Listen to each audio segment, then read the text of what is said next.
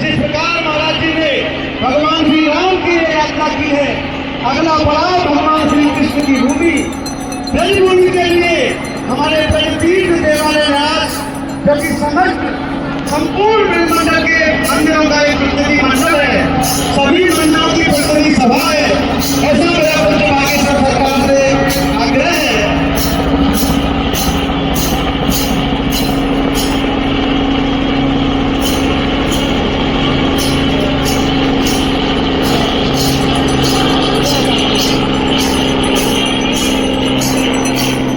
हम उसी समय में गुरुदेव हम सभी के बीच में आएंगे। मेरा बागेश्वर सरकार से अनुरोध है कि जिस प्रकार आप राजा राम की तरह सभी को गले लगाकर सनातन धर्म के सभी को एक करने का कार्य कर रहे हैं, आपका अगला पड़ाव हमारे ब्रजमंडल में, ब्रजभूमि में ब्रजतीर्थ देवालय न्यास, जो कि समस्त ब्रज के तीर्थ मंडलों का मंदिरों की प्रतिनिधि सभा है, जिसके संरक्षक आचार्य श्री मृदुलकांत शास्त्री जी महाराज हैं। आपकी पूरी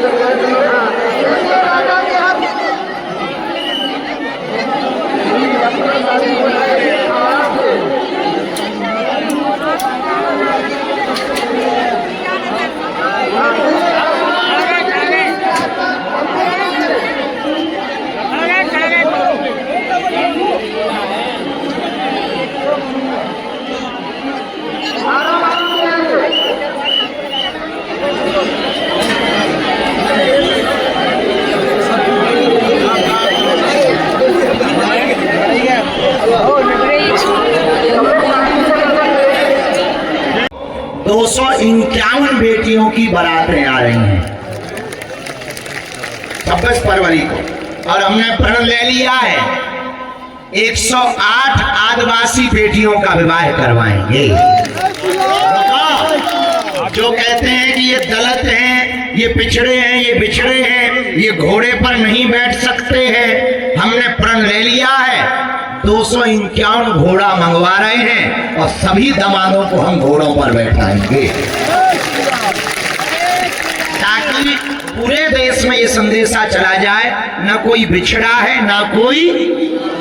और एक और है, आज पदयात्रा थोड़ी देर में जब गुरुजी आ जाएंगे, प्रवचन होंगे, सामूहिक अर्जी लगेगी, तब भैया खड़े हो तो बैठ जाओ, प्रशासन ठीक कर रही हो, उनकी मदद करो, बैठ जाओ बैठ जाओ, जब नहीं तो मेहमान में सामने नहीं आऊंगे तो ही बैठ जाओ न कटा। अच्छा, जवान तो जवान, बूढ़े भी कर रहे हैं परेशान। हाँ, एक और, कल रात्रि में तो अद्भुत संयोग, कुछ लोग तो सोगा दिल्ली वालों, दिल्ली मंडल आ गया, बैठ जाओ बैठ जाओ, पूरा मंडल बैठ जाओ। एक और अद्भुत बात थी, पूर्व जन्म में भगवान राम के सैनिक बंदर और भालू थे, आज सनातन के लिए, संस्कृति के लिए, हिंदू के लिए, हिंदुत्व के लिए, अखंड राष्ट्र के लिए आप मेहनत कर रहे हो, तो पूज्य जगत गुरुदेव भगवान ने आपको आसमान से घूमकर और सभी वर्गों को खूब आशीर्वाद दिया, तो आप लोग सौभाग्यशाली हो।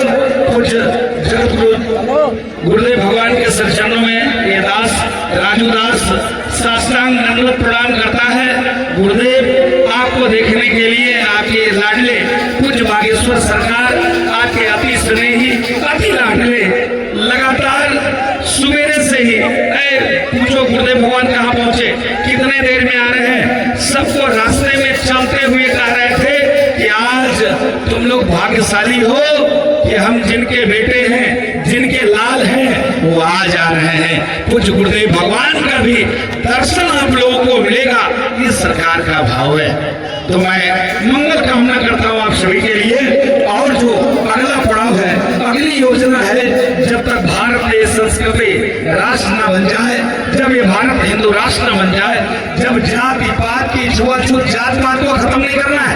कई लोगों ने, बुद्धिजीवियों ने हमसे टीका किया, टिप्पणी किया, कई लोगों ने सोशल पे लिखा कि जात पात तो खत्म नहीं हो सकता है, जाति कैसे आप बदल दोगे? हम जाति थोड़े ना बदल रहे। जाति का जो अहंकार है कि हम बहुत बड़े हैं, हम बहुत छोटे हैं, वो बहुत ऊंचा है, वो बहुत अच्छा है, इस भेद को खत्म कर रहे हैं बागेश्वर सरकार। उनका भाव ये है हम सब हिंदू एक हैं, क्योंकि अभी जिस प्रकार से मृदुल कांत शास्त्री जी बोल रहे थे, कुछ चिदानंद मुनि जी महाराज बोल रहे थे, आप देखो बांग्लादेश की क्या स्थिति है, वो स्थिति भारत में भी ना उत्पन्न हो जाए।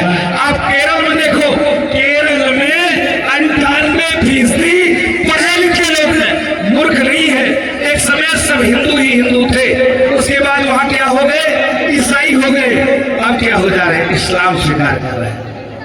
आप बताओ, मामूली बात है? जिस प्रकार से चादर और फादर वाले लोग लगातार आज सुबह से बागेश्वर सरकार बेटी को उठा ले गया विधर्मी, किस प्रकार से बचाए जाए? महाराज जी ये उपाय बताइए।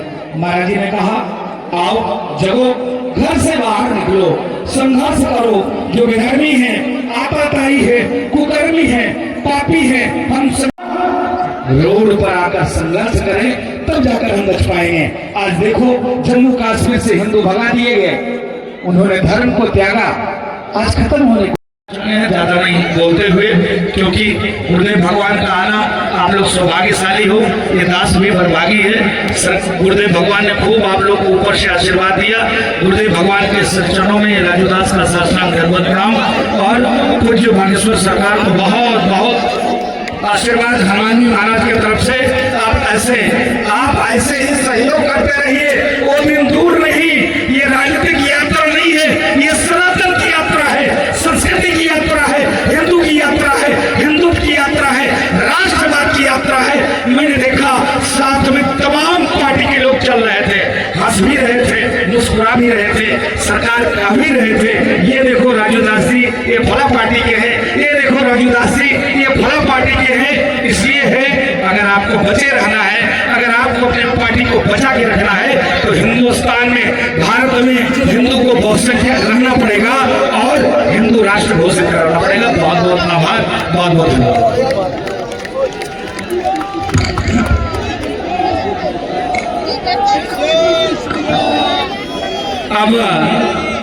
अब मैं निवेदन करता हूं बागेश्वर सरकार के गुरु भाई चित्रकूट पीठ के उत्तराधिकारी पूज्य डॉक्टर रामचंद्र दास जी महाराज को ये माइक भेंट करना चाहता हूं, क्योंकि वो उनके इतने लाडले हैं। महाराज जी ने कहा था एक कथा में, मैंने सुना, ये दोनों मेरे मित्र हैं और ये दोनों मेरे मित्र हैं, मैं तो नहीं देख पाता, लेकिन देखो एक तरफ रामचंद्र है और एक तरफ धीरेन्द्र है, ये दोनों मेरे मित्र हैं, और जब तक ये दोनों मेरे मित्र हैं, भारत हिंदू राष्ट्र बनाकर हम छोड़ेंगे।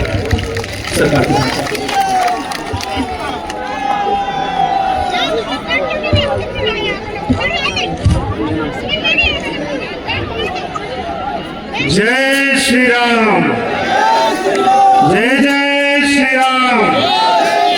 श्री राम राजा सरकार की, श्री हनुमान जी महाराज की, श्री बागेश्वर बालाजी महाराज की, पूज्यपाद सद्गुरुदेव भगवान की, जगत गुरु रामानंदाचार्य भगवान की।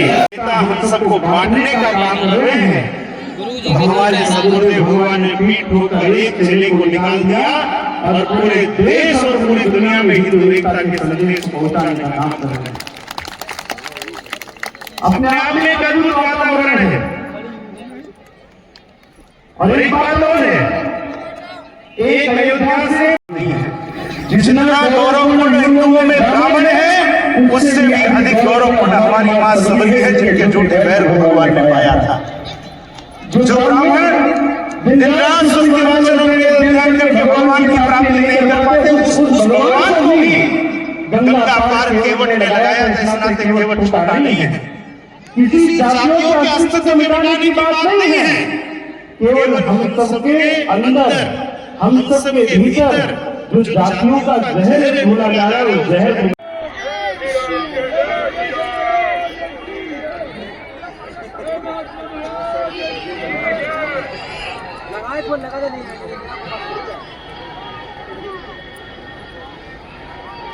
देहरादून की ये पूरी डॉक्टरों की टीम है। मंच की जगह में वो मंच की दम थोड़ी कम है, बाकी लोग नीचे उतर जाए, शेष सेवादार भी थोड़ा कम हो जाए, क्योंकि मंच में उतनी दम नहीं पता लगे कि जो है ग्राम पे जो है मेरे इंग्लिश हो जाए। बढ़िया बात।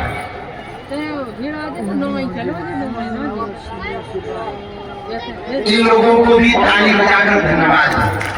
बहुत मेहनत इनकी टीम है। तो हमारी भी रोज ड्रेसिंग की पट्टी बांधी और बड़ा दर्द देते थे हमको, लेकिन अद्भुत है ये लोग दिन रात लगे रहे। और निजी तौर पर आर्यन अस्पताल देहरादून की ये पूरी टीम है, इनको ताली बजा के धन्यवाद दो। ये अपनी एम्बुलेंस लेकर आए, दवाइयां लेकर आए, निःशुल्क पूरी 160 किलोमीटर की पद यात्रा में किसी को थोड़ी सी भी नाखून में भी चोट लग जाती थी, तुरंत ये सेवा के लिए उपस्थित हो जाते थे। ऐसी आर्यन हॉस्पिटल के अस्पताल की पूरी टीम, उनके सभी सदस्य और आप बड़े हो जाओ वहां के ऑनर, आपको भी साधुवाद। समस्त साधु समाज ने हम पे कृपा की, हम धन्यवाद प्रणाम कर रहे हैं। ब्रजमंडल के सभी विभूतियों को धन्यवाद प्रणाम कर रहे हैं। हम पे कृपा की परमार्थ निकेतन हमारे परम पूज्य महाराज जी ने हम पर कृपा की, उनके चरणों में भी साष्टांग धन्यवाद प्रणाम। एक दो और थे, पता है इसमें बहुत रंग थे बने आता रस्सा पार्टी जो रस्सा लेकर चले, असली मेहनत उन्होंने की। ऐसे मेहनत कर रहे थे जैसे सीमा पर सरहद पर आगे चल रहे थे। हवाई जहाज का टूरो गजामा का बीच में नाटो काली चंडी दुर्गा चामुंडा भैरवी भद्रकाली माता। हम प्रवचन सुना रहे थे चाइना से। सबसे ज्यादा साधुवाद के पात्र हुए, उनको भी ताली बजा करके धन्यवाद दो। और एक बार अपने लिए भी ताली बजा करके धन्यवाद दो। इस यात्रा में पैदल चलते रहे, भेदभाव की करो विदाई, हम सब हिंदू, हम सब हिंदू, हम सब हिंदू। 1 घंटा रोज का तुम्हारा और हिंदू राष्ट्र, हिंदू राष्ट्र, हिंदू राष्ट्र, हिंदू राष्ट्र और हिंदू। आने वाली पीढ़ियों के लिए आपको कुछ करना ही पड़ेगा। आजादी के बाद फिर से एक बार आजादी चाहिए। भेदभाव छूत से हम सबको आजादी चाहिए। हिंदुओं में एकता। लोग हमसे पूछते बाबा तुम चाहते क्या? हमने कहा हमें मंदिरों में भीड़, सड़कों पर तूफान चाहिए, हिंदुओं की कट्टरता से भरा हुआ हिंदुस्तान चाहिए।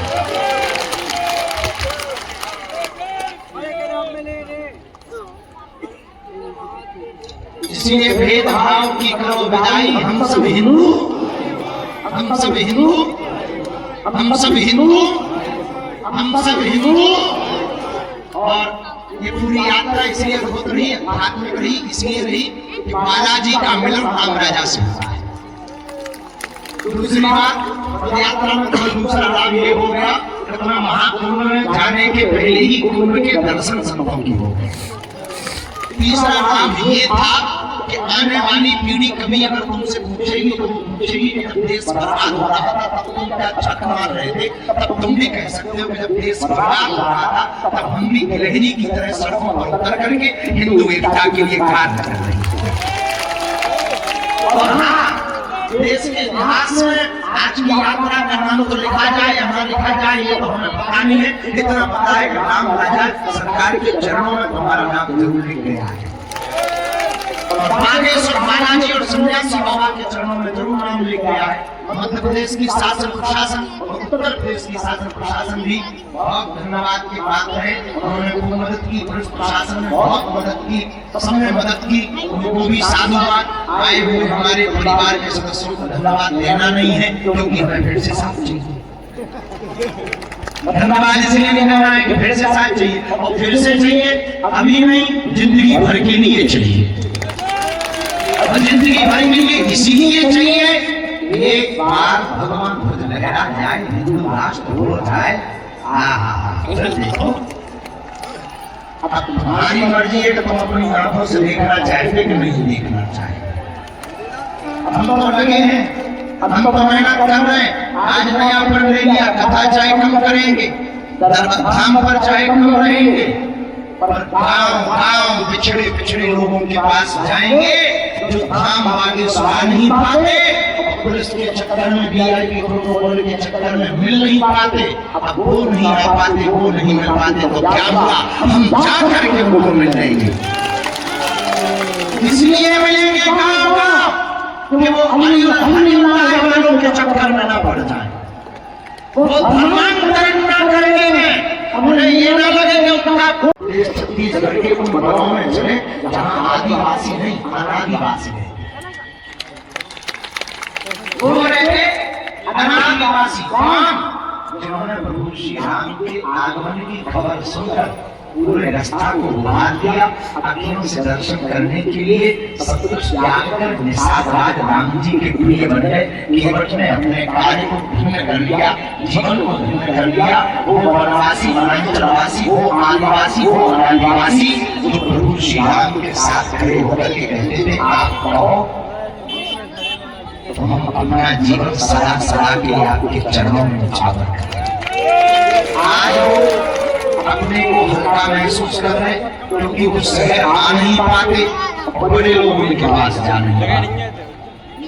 कथाएं होती हैं शहरों में, कथाओं में पार्टी में वो आते हैं जो बड़े होते हैं, एमएलए या एमपी या फिर कोई नेता होता है या अभिनेता होता है, मंच पर वो आ नहीं पाते, आवे तो काले काले गार्ड बॉडीगार्ड उठा के ऐसी बात है।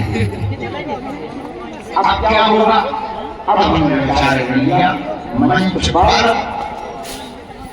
बड़े तो आते ही हैं, कभी कभी उनको भी बुलाया जाए तो सदा ताली बजाने के लिए आते हैं। यही उपाय है, आज हमने प्रताप राजा के चरणों में ले लिया, क्या आप साथ में हो? लड़ाई लंबी है, समय की जरूरत है, हिंदुओं के लिए आवश्यक है, भारत को बचाने के लिए जरूरी है। पुराना मानना, हिंदू ही नहीं रहेगा तो हिंदुस्तान भी नहीं रहेगा, और हिंदुस्तान नहीं रहेगा तो विचार कर लो तुम्हारी पीढ़ी का क्या होगा, तुम्हारी परंपराओं का क्या होगा, तुम्हारी रामचरितमानस और गीता का क्या होगा। हमने तो कमर कसनी है, तो मैं भी कमर कसना है। इसका मतलब ये नहीं है कि मैं पूर्ण रूप से हम हृदय को आके लग ही आता, जब जरूरत हो तब उसके लिए एक हम नंबर जारी करें दे, एक ग्रुप बनाए दे, एक प्रभारी बनाए दे, वो आपसे संपर्क करते रहेंगे, और हम लोग अब गांव गांव जंगल में जाकर के राम नाम का मंगल करेंगे, और संतों के साथ बैठकर गुरुदेव की आज्ञा, संतों की आज्ञा, इस मंच पर भी सभी महापुरुष विराजमान हैं, इन संतों से निवेदन करके 2-3 दिन की कथा हम प्रार्थना करेंगे। महाराज साल भर कथा आप शहर में करो, देश में करो, विदेश में करो, पर शेष 3 दिन का समय मात्र मन में रहने वाले आदिवासी अनादिवासियों के लिए दे दो, उनका भला हो जाएगा, वो गौरवान्वित महसूस करेंगे, और उनको ही कथा का यजमान बनाया जाएगा, और उनसे कहा जाएगा कि तुमसे दक्षिणा लेनी नहीं है, तुमसे दक्षिणा में वचन लेना है, तो तुम मर जाना, कभी हिंदू धर्म छोड़ करके नहीं जाना।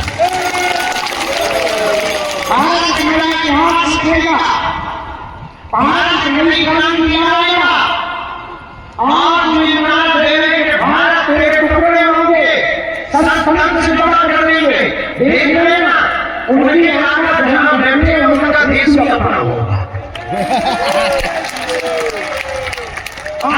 उनका देश भी अपना होगा। और संग्राम में संघर्ष से ताली बजाने से काम नहीं चलाना, पड़ों के तरह वीर वाले आदमियों को मोबाइल उठाते हो, वीर बनाते हो, फोटो खिंचाते हो, धक्का मुक्की खाते फोटो खिंचवाते हो, और पोस्ट डालते हो कि देख लीजिए महावीर बाबा की पदयात्रा में विचार विमर्श करते हैं।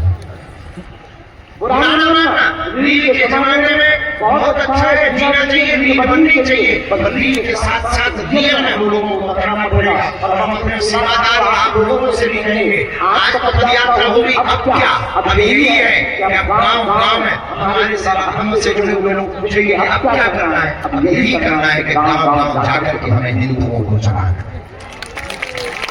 अभी मात्र 5 चला जाए, आप लोग कई प्रदेशों से आए, कई गाँव से आए, कई शहरों से आए, कई मोहल्लों से आए, आप अपने घर के पास, आप अपने मकान के पास में कोई मंदिर होगा, मंदिर में सुंदरकांड करवाइए, पूरे मोहल्ला को बुलाइए, थोड़ी सी बूंदी या थोड़ी सी लाई चौड़ी रख करके बैठ जाइए और जब वो आए यही बात बताइए कि कृपा करके एक हो जाइए।